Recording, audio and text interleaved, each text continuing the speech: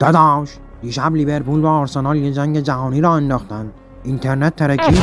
دلیلش اینه علی نشه که این بازی ها رقابت حساسی بودن و آرسنال تونست لیورپول شکست بده و اینتر هم آرسنال رو حذف کرد. پس چرا مردم بیشتر از سیاست درباره فوتبال حرف میزنن؟ چون فوتبال یه جورایی مثل سریال درام شده. هر بازی داستان داره، یه قهرمان، یه ضد قهرمان و کلی لحظات حساس. پس یعنی فوتبال یه جورایی مثل فیلم‌های هالیوودیه و باید بهش اسکار داد. خب اگه فوتبال واقعا یه فیلم هالیوودی شده، پس بیاد جایزه‌های اسکار رو اعلام کنیم.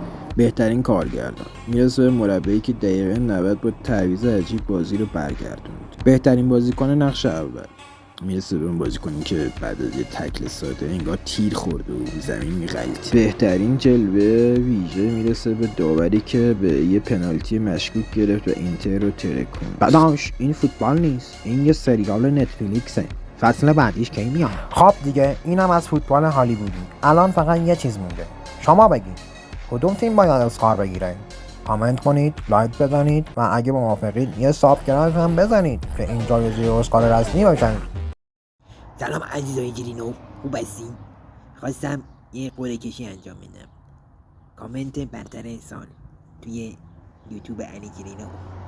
الان میرم براتون در میارم قرعه کشی رو، نتیجه‌شو بهتون میگم. بریم بین کامنت ها یه قرعه کشی برگزار کنیم. میریم توی کامنت پیکر،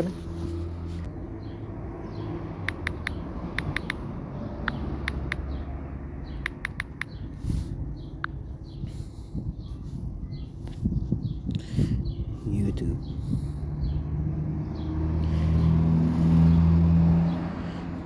خب بعد اینجا لینک ویدیو بذارم. میام اینجا برابرت لینک ویدیو رو کپی میکنم، میندازم تو اینجا تا قرعه کشی ما. اد کامن ریپلای، نه فیلتر دیپلیکیتی بده، نه همینجوری باشه. یک نفر وینر میخوام و خب بیا میگه 8 به علاوه 8 هم میشه 16. خب اموت آف کامنت